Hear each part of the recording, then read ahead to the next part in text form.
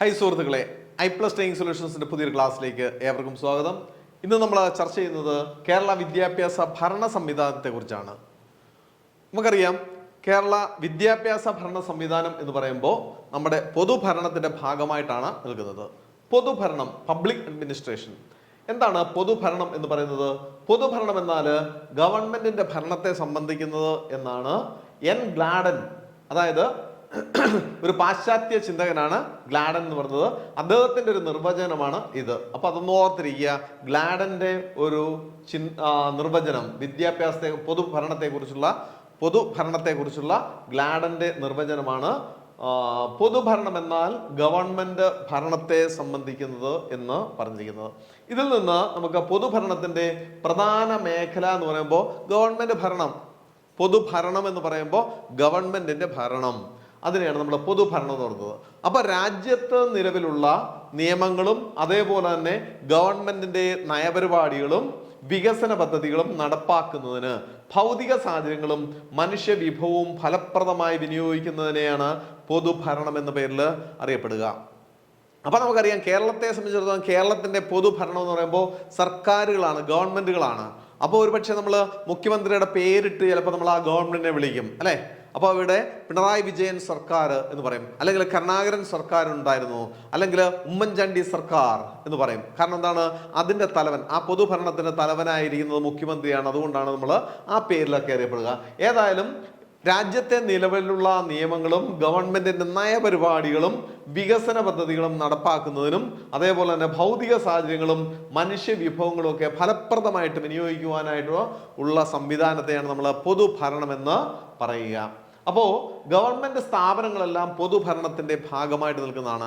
ഗവൺമെന്റിന്റെ ഒട്ടനവധി നമുക്കറിയാം സർക്കാർ ഓഫീസുകൾ, ആ ഓഫീസുകളെല്ലാം തന്നെ എന്താണ്?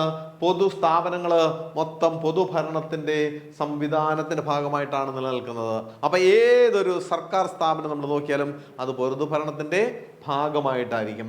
ഇവയെല്ലാം തന്നെ പ്രവർത്തിക്കുന്നത് എന്തിനു വേണ്ടിയാണ്? ജനക്ഷേമത്തിന് വേണ്ടി, നമ്മുടെ രാജ്യത്തെ ജനങ്ങളുടെ ക്ഷേമത്തിന് വേണ്ടിയാണ് ഈ പൊതുഭരണം പ്രവർത്തിക്കുന്നത്.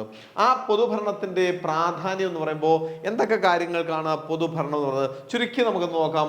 ഒന്ന്, ജനക്ഷേമം ഉറപ്പാക്കുക. ആ രാജ്യത്തെ ജനങ്ങളുടെ ക്ഷേമം ഉറപ്പാക്കുന്നത് പൊതുഭരണ സംവിധാനമാണ്. രണ്ടാമത്തത്, ഓരോ ഗവൺമെന്റിനും ഒരു നയപരിപാടികളുണ്ട്. ആ ഗവൺമെന്റ് രൂപീകരിക്കുന്നതിന് മുമ്പ് ഒരുപക്ഷെ ഇലക്ഷനിലേക്ക് വരുമ്പോഴേക്കും നമുക്കറിയാം ഓരോ പാർട്ടിക്കാരും അവർ ചെയ്യാൻ പോകുന്നത്, അവരുടെ ജനക്ഷേമത്തിന് വേണ്ടി അവർ ചെയ്യാൻ പോകുന്ന കാര്യങ്ങൾ എന്തൊക്കെയാണെന്ന് മുൻകൂട്ടി പ്രഖ്യാപിക്കും, അല്ലേ? അപ്പൊ അങ്ങനെ മുൻകൂട്ടി പ്രഖ്യാപിക്കുന്നത് അത് പാർട്ടിയാണ് മുൻകൂട്ടി പ്രഖ്യാപിക്കുന്നത്. അപ്പോൾ അതിനുശേഷം ഗവൺമെന്റ് രൂപീകരിക്കുമ്പോൾ ആ പാർട്ടിയുടെ നേതൃത്വമാണ് അവിടെ ഭരിക്കുന്നത്. അതുകൊണ്ട് തന്നെ ആ പാർട്ടി പറഞ്ഞിരിക്കുന്ന കാര്യങ്ങളെല്ലാം നടപ്പിലാക്കുവാനായിട്ട് അവർ ശ്രമിക്കും. അപ്പോൾ അങ്ങനെയുള്ള ആ നയങ്ങൾ, ആ പാർട്ടിയുടെ നയങ്ങൾ പിന്നെ അതെന്തായി മാറി? അത് ഗവൺമെന്റ് നയമായിട്ടാണ് മാറുക. അപ്പൊ ഗവൺമെന്റിന്റെ നയമുണ്ട്, ആ ഗവൺമെന്റ് നയം നടപ്പിലാക്കാൻ ആര് വേണം? ഉദ്യോഗസ്ഥന്മാർ വേണം. അപ്പൊ അവരെല്ലാം തന്നെ ഈ പറയുന്ന ഗവൺമെന്റിന്റെ ഭാഗമായിട്ട് മാറുന്നു. പിന്നീട് ജനകീയ പ്രശ്നങ്ങൾ ഉണ്ടാകും, ഒട്ടനവധി ജനകീയ പ്രശ്നങ്ങൾ ഉണ്ടാകും. ആ ജനകീയ പ്രശ്നങ്ങൾ അനുയോജ്യമായ രീതിയിൽ അത് പരിഹരിക്കേണ്ടതായിട്ട് വരുന്നു. അപ്പോൾ അതിന് പരിഹാരം കാണുന്നതിന് ഗവൺമെന്റാണ്. സാധനങ്ങളും സേവനങ്ങളും ഒക്കെ ലഭ്യമാകുന്നു. അപ്പോൾ നമ്മുടെ രാജ്യത്തെ ജനങ്ങൾക്ക് ആവശ്യമായിട്ടുള്ള നിരവധി സാധനങ്ങൾ, ആ സാധനങ്ങൾ ലഭ്യമാക്കി കൊടുക്കുക. പൈസയൊന്നും കൊടുക്കണ്ട, സൗജന്യമായിട്ടൊന്നും കൊടുക്കണ്ട. ജനങ്ങളുടെ കയ്യിൽ പൈസ ഉണ്ട്, അവരത് വാങ്ങിച്ചോളും.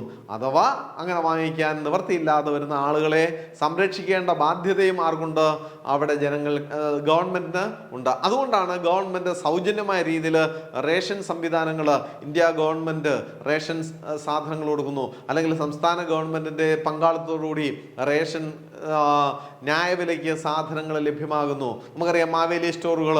അപ്പൊ ന്യായവിലയിൽ ഗവൺമെന്റ് സബ്സിഡിയോടുകൂടിയൊക്കെ സാധനങ്ങൾ കൊടുക്കേണ്ട സാഹചര്യം വരും. അല്ലെങ്കിൽ സൗജന്യമായിട്ട് ആഹാര സാധനങ്ങൾ, അതിനാവശ്യമായ സാമഗ്രികൾ കൊടുക്കണമെങ്കിൽ സൗജന്യമായിട്ട് അത് കൊടുക്കേണ്ടതായിട്ട് വരും. അപ്പൊ സാധനങ്ങളും സേവനങ്ങളും ഒക്കെ ലഭ്യമാക്കുക എന്ന് പറയുന്ന ഒരു ലക്ഷ്യവും ഗവൺമെന്റിന് ഉണ്ട്. അപ്പൊ ഇത് നമ്മൾ പൊതുഭരണത്തെ കുറിച്ചാണ് നമ്മൾ പറഞ്ഞത്. ആ പൊതുഭരണത്തിന്റെ ഭാഗമായിട്ടാണ് നമുക്ക് പഠിക്കാനുള്ള ടോപ്പിക്ക് പൊതുവിദ്യാഭ്യാസ വകുപ്പ് എന്ന് പറയുന്നത്, ജനറൽ എഡ്യൂക്കേഷൻ ഡിപ്പാർട്ട്മെന്റ് അഥവാ പൊതുവിദ്യാഭ്യാസ വകുപ്പ് എന്ന് പറയുന്നത്. അപ്പോൾ പൊതുവിദ്യാഭ്യാസ ഭരണ സംവിധാനം എന്ന് പറയുമ്പോൾ അത് പൊതുവിദ്യാഭ്യാസ വകുപ്പുമായി ബന്ധപ്പെട്ടാണ്. കേരളത്തിലെ പൊതുവിദ്യാഭ്യാസവുമായി ബന്ധപ്പെട്ട നയപരവും ഭരണപരവുമായിട്ടുള്ള കാര്യങ്ങൾ നോക്കുന്ന കേരള സർക്കാരിന്റെ വകുപ്പാണ് പൊതുവിദ്യാഭ്യാസം എന്ന പേരിൽ അറിയപ്പെടുക. അപ്പൊ പൊതുവിദ്യാഭ്യാസ വകുപ്പ് എന്ന് പറയുമ്പോൾ സർക്കാരിന്റെ ഭാഗം തന്നെയാണ്. ഒട്ടനവധി വകുപ്പുകളുണ്ട്. അതിലൊരു വകുപ്പാണ് ഈ കേരള വിദ്യാഭ്യാസ ഭരണ സംവിധാനം എന്ന് പറയുന്ന ഈ പൊതുവിദ്യാഭ്യാസ വകുപ്പ്. ജനറൽ എഡ്യൂക്കേഷൻ ഡിപ്പാർട്ട്മെന്റ് എന്ന പേരിലാണ് അറിയപ്പെടുക. ജനറൽ എഡ്യൂക്കേഷൻ പൊതുവിദ്യാഭ്യാസ വകുപ്പ് എന്ന പേരിലാണ് അറിയപ്പെടുക. പൊതുവിദ്യാഭ്യാസ വകുപ്പ് മന്ത്രി ആരാണോ ആ മന്ത്രിയുടെ കീഴിലായിരിക്കും ആ വകുപ്പ് പ്രവർത്തിക്കുക. നമുക്കറിയാം നമ്മുടെ ഈ രാജ്യത്ത്, നമ്മുടെ കേരളത്തിൽ ഈ പൊതുവിദ്യാഭ്യാസ വകുപ്പ് ഇപ്പോൾ കൈകാര്യം ചെയ്യുന്നത് വി ശിവൻകുട്ടി എന്ന് പറയുന്ന മന്ത്രിയാണ്, അല്ലെ? അദ്ദേഹത്തിന്റെ നേതൃത്വത്തിലായിരിക്കും അപ്പോൾ ഇവിടെ ഇപ്പോൾ ഭരണം നടക്കുക. അപ്പോൾ പൊതുവിദ്യാഭ്യാസ മന്ത്രിയുടെ നേതൃത്വത്തിൽ പൊതുവിദ്യാഭ്യാസ പ്രിൻസിപ്പൽ സെക്രട്ടറിയുടെ കീഴിൽ പ്രവർത്തിക്കുന്നു. അപ്പോൾ ആദ്യം നമ്മൾ ഓർക്കേണ്ടത് ഈ പൊതുവിദ്യാഭ്യാസ വകുപ്പിന്റെ തലവൻ എന്ന് പറയുന്നത് ആരാണ്? അത് വിദ്യാഭ്യാസ മന്ത്രി തന്നെയാണ്.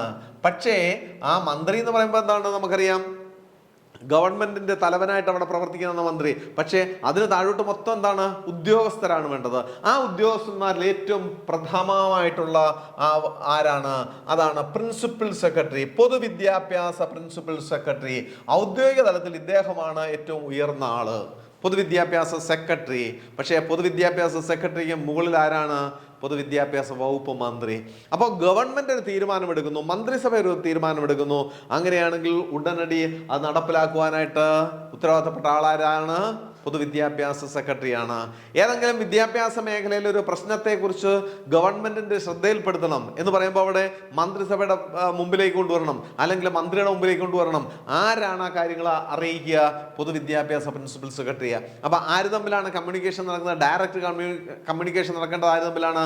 പൊതുവിദ്യാഭ്യാസ സെക്രട്ടറിയും വിദ്യാഭ്യാസ മന്ത്രിയും. അപ്പൊ മന്ത്രിക്ക് കാര്യങ്ങൾ റിപ്പോർട്ട് ചെയ്യുന്നത് ആരാണ്? പൊതുവിദ്യാഭ്യാസ വകുപ്പ് സെക്രട്ടറിയാണ്. പൊതുവിദ്യാഭ്യാസത്തെ കുറിച്ചുള്ള എന്തെങ്കിലും കാര്യങ്ങൾ നടപ്പിലാക്കുവാനായിട്ട് നിർദ്ദേശം കൊടുക്കുന്നത്, മന്ത്രി നിർദ്ദേശം കൊടുക്കുന്നത് ആർക്കാണ്? പൊതുവിദ്യാഭ്യാസ സെക്രട്ടറിയാണ്. അപ്പോൾ ഓർത്തിരിക്കുക, മന്ത്രി, അത് കഴിഞ്ഞിട്ട് പൊതുവിദ്യാഭ്യാസ സെക്രട്ടറി. അപ്പോ അത് ഗവൺമെന്റിന്റെ പ്രിൻസിപ്പൽ സെക്രട്ടറിയാണ്. അത് ഈ പ്രിൻസിപ്പൽ സെക്രട്ടറിയാണ് വകുപ്പിന്റെ അഡ്മിനിസ്ട്രേറ്റീവ് തലവൻ. അപ്പൊ വിദ്യാഭ്യാസ വകുപ്പിന്റെ അഡ്മിനിസ്ട്രേറ്റീവ് തലവൻ ആരാന്ന് ചോദിച്ചു കഴിഞ്ഞാൽ വകുപ്പ് മന്ത്രിയല്ല. അവിടെ അഡ്മിനിസ്ട്രേറ്റീവ് തലവൻ ആരാന്ന് വെച്ച് കഴിഞ്ഞാൽ ഗവൺമെന്റിന്റെ പ്രിൻസിപ്പൽ സെക്രട്ടറി ആയിരിക്കും. അപ്പൊ പ്രിൻസിപ്പൽ സെക്രട്ടറിയാണ് പൊതുവിദ്യാഭ്യാസ വകുപ്പിലെ നയവും ഭരണവും സംബന്ധിച്ച എല്ലാ കാര്യങ്ങളിലും വിദ്യാഭ്യാസ മന്ത്രിയുടെ ഒരു ഉപദേശകനുമാണ് അദ്ദേഹം. അപ്പൊ വിദ്യാഭ്യാസ മന്ത്രിക്ക് ആവശ്യമായിട്ട് ചില കാര്യങ്ങളൊക്കെ, എല്ലാ കാര്യങ്ങളും വിദ്യാഭ്യാസ മന്ത്രിയെ അറിഞ്ഞുകൊള്ളണമെന്നില്ലല്ലോ, ഒരു വ്യക്തിയെല്ലാം അറിഞ്ഞു കൊടുക്കണമെന്നില്ല. പക്ഷേ ഇവിടെ ഉയർന്ന ഉന്നത ഉദ്യോഗസ്ഥനാണ്, IAS റാങ്കിലുള്ള ഉദ്യോഗസ്ഥനാണ്, IAS കാരനാണ്. അപ്പൊ അഡ്മിനിസ്ട്രേറ്റീവ് മേഖലയിലെ ഒരു ഉയർന്ന ഉദ്യോഗസ്ഥനായിരിക്കും. അപ്പൊ അദ്ദേഹത്തിന് ഇതിന്റെ പല കാര്യങ്ങളും അറിയാം. ഏതെങ്കിലും ഒരു പ്രശ്നത്തിന്റെ വരും വരായികൾ, അതിന്റെ ഗുണവും ദോഷവും ഒക്കെ കൃത്യമായിട്ട് ആരെ മനസ്സിലാക്കി കൊടുക്കേണ്ടി വരും? ഈ വിദ്യാഭ്യാസ വകുപ്പ് മന്ത്രിയോട് ചില നിർദ്ദേശങ്ങളൊക്കെ കൊടുക്കേണ്ടി വരും. എല്ലാം അംഗീകരിക്കണം നിർബന്ധമൊന്നുമില്ല, കാരണം ഗവൺമെന്റിന്റെ നയപരമായിട്ടുള്ള കാര്യങ്ങളാണ് താഴേക്ക് വരുന്നത്. അപ്പൊ അതാണ് ഈ പറയുന്ന ഗവൺമെന്റ് പ്രിൻസിപ്പൽ സെക്രട്ടറി എന്ന് പറയുന്നതാണ് അഡ്മിനിസ്ട്രേറ്റീവ് തലവൻ എന്ന പേരിൽ അറിയപ്പെടുക. ഇനി പൊതുവിദ്യാഭ്യാസ വകുപ്പ് സംസ്ഥാന തലത്തിലുള്ള ഒരു സർക്കാർ വകുപ്പാണ്. നമുക്കറിയാം പൊതുവിദ്യാഭ്യാസ വകുപ്പ് എന്ന് പറയുമ്പോൾ അത് സർക്കാരിന്റെ സംസ്ഥാന തലത്തിലുള്ള ഒരു ഓഫീസാണ് ഈ പറയുന്ന പൊതുവിദ്യാഭ്യാസ വകുപ്പ്. കേരള സംസ്ഥാനത്ത് വിവിധ വിദ്യാഭ്യാസ പരിപാടികളും സംരംഭങ്ങളും നയങ്ങളും രൂപീകരിക്കുന്നതിനും ആസൂത്രണം ചെയ്യുന്നതിനും നടപ്പിലാക്കുന്നതിനും പൊതുവിദ്യാഭ്യാസ വകുപ്പ് ഉത്തരവാദിയാണ്. അപ്പൊ ആ ഡിപ്പാർട്ട്മെന്റ് ആണ് അതിന്റെ ചുമതല. നമ്മൾ പറഞ്ഞു അതിന്റെ പ്രിൻസിപ്പൽ സെക്രട്ടറി. ആ പ്രിൻസിപ്പൽ സെക്രട്ടറി മുതൽ താഴോട്ടുള്ള ഉദ്യോഗ വൃന്ദങ്ങളുണ്ട്. അവരാണ് ഈ സംസ്ഥാനത്തെ വിദ്യാഭ്യാസ പരിപാടികൾ, ആ സംരംഭങ്ങളൊക്കെ നയങ്ങളും നടപ്പിലാക്കേണ്ടതും രൂപീകരിക്കേണ്ടതും ആസൂത്രണം ചെയ്യേണ്ടതൊക്കെ ഈ വിദ്യാഭ്യാസ വകുപ്പാണ്. ആ വകുപ്പിന്റെ തലവന് പൊതുവിദ്യാഭ്യാസ മന്ത്രിയാണ് നമ്മൾ പറഞ്ഞു. അദ്ദേഹത്തിന്റെ കീഴിൽ പൊതുവിദ്യാഭ്യാസ സെക്രട്ടറി നിയോഗിക്കപ്പെട്ട ഒരു മുതിർന്ന ഉദ്യോഗസ്ഥൻ ഉണ്ടായിരിക്കും. അതാണ് നമ്മൾ പറഞ്ഞ പ്രിൻസിപ്പൽ സെക്രട്ടറി. ഇനി ആ പൊതുവിദ്യാഭ്യാസ ഡയറക്ടറേറ്റ് എന്നറിയപ്പെടുന്ന നമ്മുടെ ഓഫീസ്, DGE ഓഫീസ് അല്ലെ, ഡയറക്ടർ ഓഫ് ജനറൽ എഡ്യൂക്കേഷൻ. അപ്പോൾ ആ ജനറൽ എഡ്യൂക്കേഷന്റെ ആ ഡയറക്ടറേറ്റ് എന്താണെന്ന് നമുക്ക് നോക്കാം. പൊതുവിദ്യാഭ്യാസ വകുപ്പിലെ ഭരണപരമായിട്ടുള്ള സ്ഥാപനമാണ് പൊതുവിദ്യാഭ്യാസ ഡയറക്ടറേറ്റ്. പൊതുവിദ്യാഭ്യാസ ഡയറക്ടറേറ്റ് എന്ന് പറഞ്ഞാൽ പൊതുവിദ്യാഭ്യാസ വകുപ്പിലെ ഭരണപരമായിട്ടുള്ള ഒരു സ്ഥാപനം ആണ് പൊതുവിദ്യാഭ്യാസ ഡയറക്ടറേറ്റ്. കേരളത്തിലെ പൊതുവിദ്യാഭ്യാസത്തിന്റെ ദൈനംദിന ഭരണം, നടത്തിപ്പ്, ഏകോപനം എന്നിവയൊക്കെയാണ് പൊതുവിദ്യാഭ്യാസ ഡയറക്ടറേറ്റിന്റെ ചുമതല. ഡയറക്ടറേറ്റിന്റെ തലവന് പൊതുവിദ്യാഭ്യാസ ഡയറക്ടറാണ്. പ്രിൻസിപ്പൽ സെക്രട്ടറി അല്ല. പ്രിൻസിപ്പൽ സെക്രട്ടറി എവിടെയാണ്? അത് ഗവൺമെന്റിന്റെ ഭാഗമായിട്ട് സെക്രട്ടേറിയറ്റിൽ തന്നെയാണ്. സെക്രട്ടേറിയറ്റിലാണ് പ്രിൻസിപ്പൽ സെക്രട്ടറി ഉണ്ടാകുക. അതേസമയം നമ്മുടെ ഡയറക്ടറേറ്റിൽ വരുമ്പോഴേക്കും അവിടെ ഡയറക്ടറേറ്റിന്റെ തലവനാണ് പൊതുവിദ്യാഭ്യാസ ഡയറക്ടറാണ്. അപ്പൊ നമ്മൾ മൂന്നാമത്തെ ആളിനെ കുറിച്ചാണ് പറയുന്നത്, പൊതുവിദ്യാഭ്യാസ ഡയറക്ടർ. പൊതുവിദ്യാഭ്യാസ ഡയറക്ടർ, മറ്റേത് പ്രിൻസിപ്പൽ സെക്രട്ടറിയാണ്. ആദ്യം മന്ത്രി, അത് കഴിഞ്ഞിട്ട് പിന്നെ ആരാണ്? Principal secretary. അതേസമയം ഈ വിദ്യാഭ്യാസ ഓഫീസിന്റെ ചുമതലക്കാരെന്ന് പറഞ്ഞു കഴിഞ്ഞാൽ, ഡയറക്ടറേറ്റിന്റെ ചുമതലക്കാരെന്ന് പറഞ്ഞാൽ ജനറൽ എഡ്യൂക്കേഷന്റെ ഡയറക്ടർ, അതാണ് പൊതുവിദ്യാഭ്യാസ director. Director of general education, DGE എന്ന പേരുന്ന ആള്, അതും IAS ഉദ്യോഗസ്ഥൻ തന്നെയായിരിക്കും. അദ്ദേഹം ഡയറക്ടറേറ്റിന്റെ പ്രവർത്തനത്തിന്റെ മേൽനോട്ടം വഹിക്കുകയും പൊതുവിദ്യാഭ്യാസ സെക്രട്ടറിക്ക് റിപ്പോർട്ട് ചെയ്യുകയും ചെയ്യുന്നു. അപ്പൊ നമ്മുടെ വിദ്യാഭ്യാസ വകുപ്പിന്റെ തലവൻ ആരാന്ന് ചോദിച്ചു കഴിഞ്ഞാൽ പൊതുവിദ്യാഭ്യാസ ഡയറക്ടറാണ്, DGE ആണ്, പൊതുവിദ്യാഭ്യാസ ഡയറക്ടറാണ്. ഇദ്ദേഹം റിപ്പോർട്ട് ചെയ്യേണ്ട ആരാണ്? പ്രിൻസിപ്പൽ സെക്രട്ടറിക്കാണ് റിപ്പോർട്ട് ചെയ്യേണ്ടത്. പ്രിൻസിപ്പൽ സെക്രട്ടറിയാണ് മിനിസ്റ്റർക്ക് റിപ്പോർട്ട് ചെയ്യേണ്ടത്. അപ്പൊ മിനിസ്റ്റർ, അത് കഴിഞ്ഞ പ്രിൻസിപ്പൽ സെക്രട്ടറി. ആ പ്രിൻസിപ്പൽ സെക്രട്ടറി നമ്മുടെ സെക്രട്ടേറിയറ്റുമായി ബന്ധപ്പെട്ടാണ്. അതേസമയം നമ്മുടെ ഈ എഡ്യൂക്കേഷൻ ഡയറക്ടറേറ്റുമായി ബന്ധപ്പെട്ട ഉന്നത ഉദ്യോഗസ്ഥനായ DGE ആണ്, അതാണ് പൊതുവിദ്യാഭ്യാസ ഡയറക്ടറേറ്റ്. അദ്ദേഹം ഡയറക്ടറേറ്റിന്റെ പ്രവർത്തനത്തിന്റെ മേൽനോട്ടം വഹിക്കുകയും പൊതുവിദ്യാഭ്യാസ സെക്രട്ടറിക്ക് അവിടെ റിപ്പോർട്ട് ചെയ്യുകയും ചെയ്യുന്നു. പൊതുവിദ്യാഭ്യാസ ഡയറക്ടർ സംസ്ഥാനത്തെ സർക്കാർ പരീക്ഷാ കമ്മീഷണർ കൂടിയാണ്. അപ്പൊ അത് ഓർത്തിരിക്കേണ്ട ഒരു ചോദ്യമാണ്, നമ്മുടെ പരീക്ഷാ കമ്മീഷണർ ആരാണ്? കേരള സംസ്ഥാനത്തെ പരീക്ഷാ കമ്മീഷണർ ആരാണ്? പരീക്ഷാ കമ്മീഷണർ പൊതുവിദ്യാഭ്യാസ ഡയറക്ടർ തന്നെയാണ്. നമ്മുടെ പൊതുവിദ്യാഭ്യാസ ഡയറക്ടറാണ് സംസ്ഥാനത്തെ പരീക്ഷാ കമ്മീഷണർ അറിയപ്പെടുന്നത്. പരീക്ഷയുമായി ബന്ധപ്പെട്ട പ്രവർത്തനങ്ങളിൽ ജോയിന്റ് കമ്മീഷണർമാര്, സെക്രട്ടറി, പരീക്ഷാ ഭവനിലെ മറ്റ് സ്റ്റാഫുകൾ എന്നിവ അദ്ദേഹത്തെ സഹായിക്കും. അപ്പൊ അദ്ദേഹത്തിന്റെ കീഴിലാണ് DGE, പൊതുവിദ്യാഭ്യാസ ഡയറക്ടറുടെ താഴെയായിട്ടാണ് ജോയിന്റ് കമ്മീഷണർ ഉണ്ട്, പിന്നീട് സെക്രട്ടറിമാരുണ്ട്, പിന്നെ പരീക്ഷാ ഭവനിൽ ഒരുപാട് ജീവനക്കാരുണ്ട്, ഒരുപാട് സ്റ്റാഫ് ഉണ്ട്. ഇവരെല്ലാം കൂടെ പരീക്ഷാ ഭവൻ എന്ന് പറയുന്ന പ്രത്യേകം നമുക്കുണ്ട്. അവരാണ് ഈ പറയുന്ന പരീക്ഷാ കമ്മീഷണർ. പരീക്ഷകളുമായി ബന്ധപ്പെട്ട എല്ലാ കാര്യങ്ങളും നോക്കുന്നത് ഈ പറയുന്ന പരീക്ഷാ ഭവനാണ്. അപ്പൊ ജോയിന്റ് ഡയറക്ടർമാര്, റീജിയണൽ ഡെപ്യൂട്ടി ഡയറക്ടർമാര്, deputy director, higher secondary, vocational higher secondary assistant ഡയറക്ടർമാര് എന്നിവ അടങ്ങിയതാണ് പൊതുവിദ്യാഭ്യാസ ഡയറക്ടറേറ്റ്. നമ്മൾ പറഞ്ഞില്ലയോ സംസ്ഥാനത്ത് പൊതുവിദ്യാഭ്യാസ ഡയറക്ടറേറ്റ് ഉണ്ട്, DGE ആണ് അതിന്റെ തലവെന്ന് പറഞ്ഞാൽ. അദ്ദേഹം ഒരു ഡയറക്ടറേറ്റ് ഉണ്ട്, പൊതുവിദ്യാഭ്യാസ ഡയറക്ടറേറ്റ് എന്ന് പറയുമ്പോൾ ആരൊക്കെയാണ് അത് വരിക?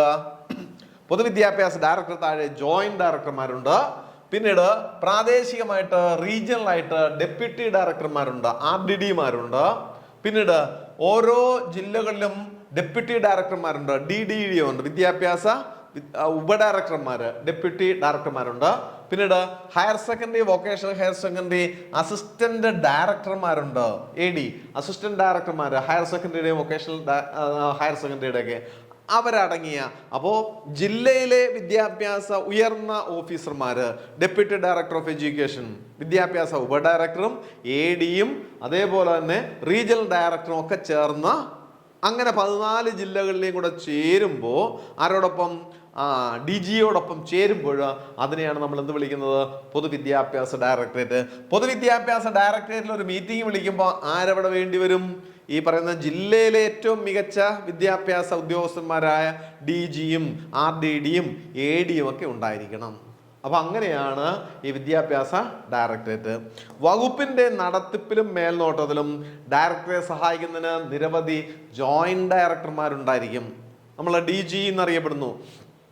വിദ്യാഭ്യാസ വകുപ്പിന്റെ ഏറ്റവും ഉന്നത ഉദ്യോഗസ്ഥനാണ് DGE. അപ്പോൾ ഡയറക്ടർ ഓഫ് ജനറൽ എഡ്യൂക്കേഷൻ എന്നറിയപ്പെടുക. ആ ഡയറക്ടർ ഓഫ് ജനറൽ എഡ്യൂക്കേഷനെ സഹായിക്കുവാനായിട്ട് ജോയിന്റ് ഡയറക്ടർമാരുണ്ട്. അപ്പൊ ഡയറക്ടർക്ക് തൊട്ട് താഴെ ജോയിന്റ് ഡയറക്ടർമാരുണ്ട്. ഓരോ ജോയിന്റ് ഡയറക്ടർമാർക്കും പ്രാഥമിക വിദ്യാഭ്യാസം, സെക്കൻഡറി വിദ്യാഭ്യാസം, ഹയർ സെക്കൻഡറി വിദ്യാഭ്യാസം എന്നിങ്ങനെ പ്രത്യേകം മേഖലയും ഉത്തരവാദിത്വമുണ്ട്. അപ്പോൾ DGEക്ക് തൊട്ട് താഴെയായിട്ട് ജോയിന്റ് ഡയറക്ടർമാരുണ്ട്. ആ ജോയിന്റ് ഡയറക്ടർമാർക്ക് ഒന്നല്ല ഒന്നിലധികം ജോയിന്റ് ഡയറക്ടർമാരുണ്ട്. അവർക്ക് ഓരോ ഡ്യൂട്ടി അസൈൻ ചെയ്തിരിക്കുക. ചിലർക്ക് പ്രൈമറി വിദ്യാഭ്യാസത്തിന് വേണ്ടി, ചിലർക്ക് സെക്കൻഡറി വിദ്യാഭ്യാസവുമായി ബന്ധപ്പെട്ട്, ചിലർക്ക് ഹയർ സെക്കൻഡറി വിദ്യാഭ്യാസവുമായി ബന്ധപ്പെട്ട്, ചിലർക്ക് വൊക്കേഷണൽ ഹയർ സെക്കൻഡറിയുമായി ബന്ധപ്പെട്ട്, അങ്ങനെ ജോയിന്റ് ഡയറക്ടർമാർക്കുണ്ട്. ഓരോ മേഖലയ്ക്കും ഓരോ ജോയിന്റ് ഡയറക്ടർമാർക്ക് ഉത്തരവാദിത്വം ഉണ്ടായിരിക്കും. വകുപ്പിന്റെ ദൈനംദിന നടത്തിപ്പിന്റെ ചുമതല വരുമ്പോൾ വിദ്യാഭ്യാസ വകുപ്പിന്റെ ദൈനംദിന ചുമതല നടത്തുന്നത് ആരാന്ന് ചോദിച്ചു കഴിഞ്ഞാൽ അത് ഡെപ്യൂട്ടി ഡയറക്ടർമാരാ. Deputy director of education, DDE. അതെവിടെയാണ്? ഓരോ ജില്ലകളിലും ഉണ്ട്. എല്ലാ ജില്ലകളിലും, ഈ 14 ജില്ലകളിലുമുണ്ട് 14 DDE. അവരാണ് ഈ വിദ്യാഭ്യാസ വകുപ്പിന്റെ ദൈനംദിന നടത്തിപ്പിന്റെ ചുമതല. വിദ്യാഭ്യാസവുമായി ബന്ധപ്പെട്ട നയങ്ങളും പരിപാടികളും ജില്ലാ തലത്തിൽ നടപ്പാക്കുവാനുള്ള ചുമതല ഈ DDE-മാർക്കാണ്. അപ്പൊ വിദ്യാഭ്യാസ വകുപ്പിന്റെ DG ഒരു സർക്കുലർ ഇറക്കി കഴിഞ്ഞാൽ 14 ജില്ലകളിലേക്കാണ് പോകുന്നത്. 14 DDE-മാർക്ക് പോകും. അവരാണ് നയപരിപാടികളും നയങ്ങളും ജില്ലാ തലത്തിൽ നടപ്പാക്കുവാനായിട്ടുള്ള ചുമതലപ്പെട്ടവര്. പിന്നീട് സ്കൂൾ തലത്തിൽ വിദ്യാഭ്യാസവുമായി ബന്ധപ്പെട്ട നയങ്ങളും പരിപാടികളും നടപ്പിലാക്കാനായിട്ടുള്ള ചുമതല അസിസ്റ്റന്റ് ഡയറക്ടർമാർക്കാണ്. അപ്പോൾ സ്കൂൾ തലത്തിലെ പ്രവർത്തനങ്ങളൊക്കെ ശ്രദ്ധിക്കുവാനായിട്ട് അവിടെ അസിസ്റ്റന്റ് ഡയറക്ടർമാർ ഉണ്ട്. സർക്കാർ സ്കൂളിലെ പ്രധാന അധ്യാപകർക്കും അവർ സാങ്കേതിക പിന്തുണ നൽകും. അപ്പോൾ സ്കൂളുകളിലെ പ്രഥമാധ്യാപകർക്കും അതേപോലെ തന്നെ അധ്യാപകർക്കും ഒക്കെ ഈ അസിസ്റ്റന്റ് ഡയറക്ടർമാർക്കൊക്കെ നിർദ്ദേശം കൊടുക്കുന്നു. പിന്നീട് വിദ്യാഭ്യാസ ഉപഡയറക്ടർമാരുടെ മേൽനോട്ടത്തില് ജില്ലാ ഓഫീസുകൾ 14 റവന്യൂ ജില്ലകളിൽ ചെയ്യുന്നു. നമ്മൾ പറഞ്ഞു ഡെപ്യൂട്ടി ഡയറക്ടർ, വിദ്യാഭ്യാസ ഉപഡയറക്ടർമാര് 14 എണ്ണമാണ് നമ്മുടെ സംസ്ഥാനത്ത് ഉള്ളത്. ഓരോ റവന്യൂ ജില്ലയിലും വിദ്യാഭ്യാസ ജില്ലകളും വിദ്യാഭ്യാസ ഉപജില്ലകളുമുണ്ട്. ഈ 14 എന്ന് പറയുമ്പോൾ റവന്യൂ ജില്ലകളെ അടിസ്ഥാനമാക്കിയ ആ ഒരു റവന്യൂ ജില്ലയ്ക്ക് അകത്ത് പിന്നെ വിദ്യാഭ്യാസ ജില്ലകളുണ്ട്. റവന്യൂ ജില്ലയ്ക്ക് അകത്താണ് എന്തുള്ളത്? വിദ്യാഭ്യാസ ജില്ല. ആ വിദ്യാഭ്യാസ ജില്ലകളുടെ തലവനാണ് ആ വിദ്യാഭ്യാസ ജില്ലാ തലവൻ DDE ആണ്. പക്ഷെ വിദ്യാഭ്യാസ ജില്ലയുടെ തലവൻ എന്ന് പറഞ്ഞാണ് DEO, ഡിസ്ട്രിക്ട് എഡ്യൂക്കേഷൻ ഓഫീസർ എന്നറിയപ്പെടുന്നത്. വിദ്യാഭ്യാസ ജില്ലയുടെ തലവനാണ് DEO എന്ന പേരിൽ അറിയപ്പെടുക. പിന്നീട് എന്താണ് അത്? ആ DEO എന്നറിയപ്പെടുന്ന ആ ഒരു ഉദ്യോഗസ്ഥന് അവിടെ നമ്മൾ ചെയ്യുന്നത് എന്താണെന്ന് ചോദിച്ചു കഴിഞ്ഞാൽ 41 DEO-മാരുണ്ട്. കേരളത്തില് 41 DEO-മാരുണ്ട്. 41 വിദ്യാഭ്യാസ ജില്ലാ ഓഫീസുകളാണ് ഉള്ളത്. അവരുടെ നേതൃത്വത്തിൽ അവിടെയാണ് 41 DEO-മാര് നമ്മുടെ സംസ്ഥാനത്തുണ്ട്.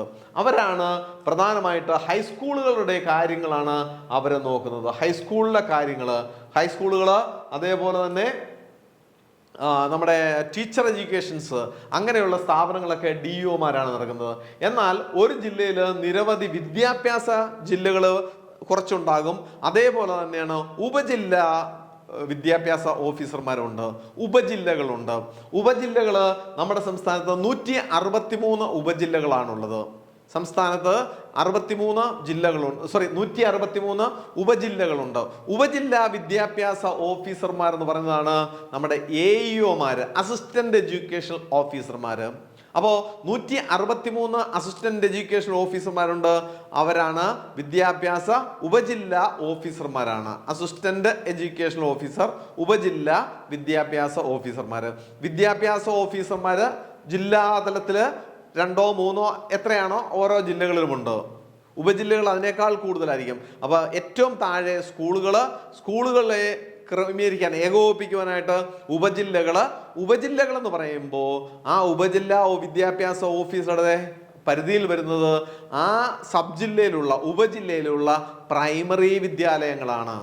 അപ്പോൾ AEO എന്ന് പറയുമ്പോൾ ആ പ്രദേശത്തെ ആ സബ് ജില്ലയിലെ പ്രൈമറി അധ്യാപകരുടെ പ്രൈമറി സ്കൂളുകളുടെ തലവനായിട്ടാണ് അദ്ദേഹം നിൽക്കുന്നത്.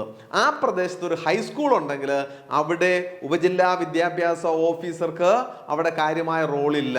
അവിടെ ആരുടെ അധീനതയിലാണ് ഹൈസ്കൂൾ വരിക? ഹൈസ്കൂൾ വരുന്നത് ആരുടെയാണ്? DEO-യുടെ പരിധിയിലാണ് വരുന്നത്. ക്ലിയർ ആയല്ലോ? അപ്പോൾ ഉപജില്ലാ വിദ്യാഭ്യാസ ഓഫീസർമാരെ പ്രൈമറി സ്കൂളുകളുടെയും അതേസമയം സെക്കൻഡറി സ്കൂളുകളുടെ ചുമതല എന്ന് പറയുമ്പോൾ അവിടെ DEO-യ്ക്കുമാണ് വരുന്നത്. ഓരോ റവന്യൂ ജില്ലയിലും വിദ്യാഭ്യാസ ജില്ലകളും വിദ്യാഭ്യാസ ഉപജില്ലകളുമുണ്ട്. സംസ്ഥാനത്ത് ഉപജില്ലയിലെ എല്ലാ പ്രൈമറി സ്കൂളുകളുടെയും ഭരണത്തിനായി അസിസ്റ്റന്റ് എഡ്യൂക്കേഷൻ ഓഫീസർമാര് AEO 163 ആണ് ഉള്ളത്. അതേപോലെ തന്നെ DEO-മാരെന്ന് പറയുന്നത് 41 ആണ് ഉള്ളത്. ഇനി ജോയിന്റ് ഡയറക്ടർമാര്, നമ്മൾ higher secondary, vocational higher secondary അതുമായി ബന്ധപ്പെട്ട് വരുമ്പോൾ ജോയിന്റ് ഡയറക്ടർമാര്, റീജിയണൽ ഡെപ്യൂട്ടി ഡയറക്ടർ, ഡെപ്യൂട്ടി ഡയറക്ടർമാര്, അസിസ്റ്റന്റ് ഡയറക്ടർമാര് എന്നിവരുടെ ഭരണ നിയന്ത്രണത്തിലാണ് ഹയർ സെക്കൻഡറി HSSഉം അതേപോലെ തന്നെ വൊക്കേഷണൽ ഹയർ സെക്കൻഡറി VHSC സ്കൂളുകൾ. നമ്മുടെ സംസ്ഥാനത്ത് വൊക്കേഷണൽ ഹയർ സെക്കൻഡറി തൊഴിലധിഷ്ഠിതമായിട്ടുള്ള കോഴ്സുകൾ പഠിപ്പിക്കുന്ന വൊക്കേഷണൽ ഹയർ സെക്കൻഡറി സ്കൂളുണ്ട്, പിന്നെ ഹയർ സെക്കൻഡറി സ്കൂളുകൾ. ഇവയൊക്കെ തന്നെ ആരുടെ നിയന്ത്രണത്തിലാണ്? ജോയിന്റ് ഡയറക്ടർ, റീജിയണൽ ഡെപ്യൂട്ടി ഡയറക്ടർമാര്, ഡെപ്യൂട്ടി ഡയറക്ടർമാര്, അസിസ്റ്റന്റ് ഡയറക്ടർമാർ എന്നിവരുടെ നേതൃത്വത്തിലായിരിക്കും. വിദ്യാഭ്യാസ ഡെപ്യൂട്ടി ഡയറക്ടർ DDE, ജില്ലകൾക്ക് അസിസ്റ്റന്റ് എഡ്യൂക്കേഷൻ ഓഫീസർമാർ AEO, വിദ്യാഭ്യാസ ഉപജില്ലകൾക്കും നേതൃത്വം നൽകുന്നു. നമ്മൾ പറഞ്ഞതാണ് ഓരോരുത്തരുടെയും ഡ്യൂട്ടി എന്താണെന്ന്. ജില്ലാ വിദ്യാഭ്യാസ ഓഫീസർമാര് അഥവാ DO എന്നറിയപ്പെടുന്നത് ഓരോ വിദ്യാഭ്യാസ ജില്ലയിലെയും ഹൈസ്കൂളുകള്, ട്രെയിനിങ് സ്കൂളുകള്, പ്രത്യേക വിഭാഗം സ്കൂളുകൾ, സ്പെഷ്യൽ കാറ്റഗറിയിൽ വരുന്ന ചില സ്കൂളുകളൊക്കെ ഉണ്ട്, അവയുടെ നിയന്ത്രണം DOയ്ക്കായിരിക്കും. വിദ്യാഭ്യാസ ഉപജില്ലയിലെ എല്ലാ പ്രൈമറി സ്കൂളുകളുടെയും ഭരണ ചുമതല എന്ന് പറയുന്നത് ആർക്കായിരിക്കും? അത് നമ്മുടെ AEOമാർക്കായിരിക്കും ചുമതല വരിക. അപ്പൊ ഇതാണ് നമ്മുടെ കേരളത്തിലെ വിദ്യാഭ്യാസ ഭരണ സംവിധാനം എന്ന് പറയുക. അപ്പോൾ ഓരോ പ്രദേശത്തുമുള്ള സ്കൂളുകളിൽ ഭരണം നടത്തുവാനായിട്ട് ആരെയാ ചുമതലപ്പെടുത്തിയിരിക്കുന്നത്? പ്രധാനാധ്യാപകർ ആർക്കാണ് ആർക്കാണ് റിപ്പോർട്ട് ചെയ്യേണ്ടത്? എന്തെങ്കിലും ഒരു കാര്യത്തെക്കുറിച്ച് അവരുടെ പ്രൈമറി സ്കൂൾ ആണെങ്കിൽ ഉപജില്ലാ വിദ്യാഭ്യാസ ഓഫീസർക്ക്, ഹൈസ്കൂൾ ആണെങ്കിൽ ജില്ലാ വിദ്യാഭ്യാസ ഓഫീസർക്ക്, ഉപജില്ലാ വിദ്യാഭ്യാസ ഓഫീസറും ചില കാര്യങ്ങളിൽ DOയുമായി ബന്ധപ്പെട്ടാണ് ചർച്ച ചെയ്താണ് കാര്യം നടക്കുന്നത്. പിന്നീട് ഈ പറയുന്ന DOയും AEOയ്ക്കും മുകളിൽ ആരുണ്ട്? DDE ഉണ്ടായിരിക്കും, ഡെപ്യൂട്ടി ഡയറക്ടർ ഓഫ് എഡ്യൂക്കേഷൻ, വിദ്യാഭ്യാസ ഉപഡയറക്ടർ. അതേസമയം ഹയർ സെക്കൻഡറി അല്ലെങ്കിൽ വൊക്കേഷണൽ സെക്കൻഡറി ആണെങ്കിൽ അവരുടെ പ്രിൻസിപ്പൽമാര് ആദ്യം റിപ്പോർട്ടിംഗ് നടത്തേണ്ടത് എവിടെയാണ്? അതാണ് അവരുടെ RDD ഉണ്ട്, അതേപോലെ തന്നെ റീജിയണൽ ഡെപ്യൂട്ടി ഡയറക്ടർ ഉണ്ട്, AD ഉണ്ട്, അഡീഷണൽ ഡയറക്ടർ. അപ്പൊ അങ്ങനെയുള്ള മേധാവികളുണ്ട്. റീജിയണലായിട്ടായിരിക്കും ഒക്കെ അവരുടെ നേതൃത്വം. ഒരു ജില്ലയ്ക്ക് ഒരാളല്ല, ചിലപ്പോൾ 2-3 2 ജില്ലകൾക്കൊക്കെ ആയിരിക്കും ഒരു റീജിയണൽ ഡെപ്യൂട്ടി ഡയറക്ടറൊക്കെ അവർക്കാണ്. പക്ഷേ ഇവരുടെ എല്ലാം തലവനായിട്ടിരിക്കുന്നത് ആരാണ്? DGE അല്ലേ? ആ DGE ഓഫീസിൽ അസിസ്റ്റന്റ് ഡയറക്ടർമാരും ഒക്കെ ഉണ്ടായിരിക്കും. അപ്പോൾ ഈ DGE ആണ് നമ്മുടെ വിദ്യാഭ്യാസ ഡയറക്ടറേറ്റിന്റെ തലവനെങ്കിലും അദ്ദേഹം റിപ്പോർട്ടിംഗ് നടത്തേണ്ടത് എങ്ങോട്ടാണ്? ഗവൺമെന്റിന്റെ പ്രിൻസിപ്പൽ സെക്രട്ടറിക്കാണ്. പ്രിൻസിപ്പൽ സെക്രട്ടറിയാണ് ആരോട് റിപ്പോർട്ട് ചെയ്യേണ്ടത്? വിദ്യാഭ്യാസ മന്ത്രി. അത് ആരോട് പറയേണ്ടതായിട്ട് വരും? അത് മുഖ്യമന്ത്രിയുമായിട്ട് അല്ലെങ്കിൽ മന്ത്രിസഭയിൽ ചില കാര്യങ്ങളൊക്കെ പറയേണ്ടി വരും. അപ്പോൾ മന്ത്രിസഭയിൽ എടുക്കുന്ന കാര്യങ്ങളും താഴോട്ട് വരുന്നത് ഇങ്ങനെയാണ്. ഇതാണ് നമ്മുടെ കേരള വിദ്യാഭ്യാസ ഭരണ സംവിധാനം. ഇതിൽ നിന്ന് ഏതെങ്കിലും ചോദ്യങ്ങൾ ചോദിച്ചു കഴിഞ്ഞാൽ ഈ ഭാഗം ഒന്ന് വായിച്ചിരിക്കുക, മനസ്സിരുത്തി 1-2 പ്രാവശ്യം വായിച്ചു കഴിഞ്ഞാൽ നമുക്ക് പൊതുവിദ്യാഭ്യാസ ഭരണസംഘത്തെക്കുറിച്ച് ചെറിയ ഒരു ധാരണ നമുക്ക് ഉറപ്പായിട്ടും കിട്ടും. ഇന്നത്തെ ക്ലാസ് ഇവിടെ അവസാനിക്കുന്നു. നന്ദി, നമസ്കാരം.